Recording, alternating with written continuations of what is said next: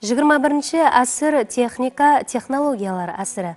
Сондықтан да бүгінгі дәуір инсаннан жаңа көз қарасты, заманауи инновациялық идеяларды талап етпекте. Әлбетте, бүгінгі жастарымыз таяр компьютер бағдарламаларынан пайдаланып қоймастан, өздері де жаңа инновациялық идеялары тикарында бағдарламалар ойлап таппақта. Қазір осындай жастарымыздың бірі менен танысасыз.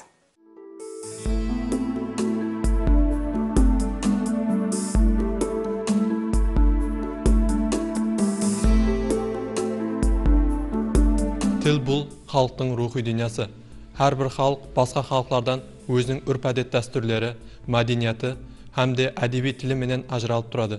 Біз бүгінгі рубрикамыз арқылы Қарақалпақ тілі грамматикасы бойынша жаңа инновацион бағдарлама істеп отырған жастарымыздың бірі Жарас Сұлтанов менен осы бағдарда сөйлесеміз.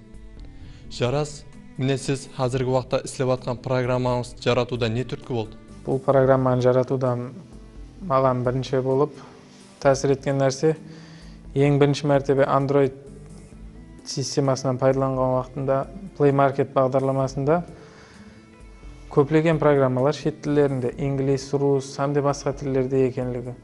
Ал біздің ана тіліміз Қарақалпақ тілінде болса, дерлік программаның жоқ екенлігі түрткі болды.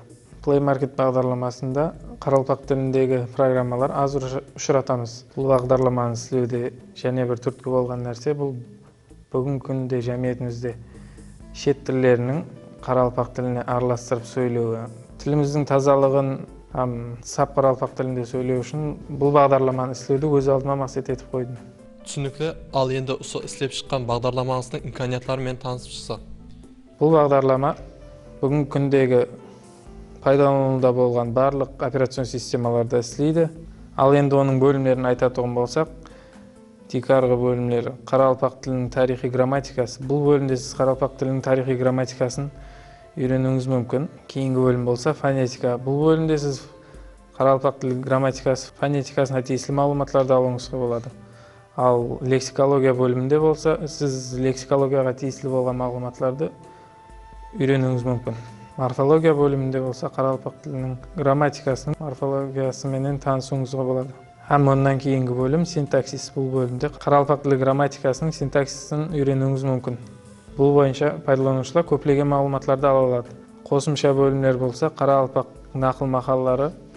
Қарақалпақ нақыл мақалаларының қосқандағы мақсатымыз бұл бүгінгі күнде жастар арасында Қарақалпақ нақыл мақалаларын кеңінен енгізу. Қарақалпақ тілі жүдә бай тіл. Қарақалпақ тілінде көп мәніндегі сөздерді екі қатар сөзбен жеткізу мүмкін. Соны жастар арасында кең жайдыру мақсатында бұл бөлімді қостық. Кейінгі бөлім болса жұмбақлар. Жұмбақлар болса пайдаланушылардың интеллектуал ойлау қабілетлерін рауажландыруға жәрдем береді. Кейінгі бөлім болса электрон кітаплар. Бұл жерде сіз Қарақалпақ тіліне тиесілі болған һәмде Қарақалпақ тіліндегі электрон кітапларды жүктеуіңіз, һәм көшіріп алуыңыз, һәмде оқуыңыз мүмкін. Пайдаланылған әдебиетлар бөлімінде сіз бағдарламаны істеп шығуда пайдаланылған әдебиетлардың авторларымен танысып шығуыңыз мүмкін. Бағдарлама интерфейсіне келетін болсақ, бағдарламаны Қарақалпақ һәм рус тілінде көруіңіз мүмкін. Бағдарлама интерфейсінде бас бетте сіз кейінгі соңғы қосылған кітаплар һәмде жаңалықтарды көруіңіз мүмкін. Бағдарламаның көрінісіне келетін болсақ, бұл жерде сіз бағдарламаның тілін сайлауға болады.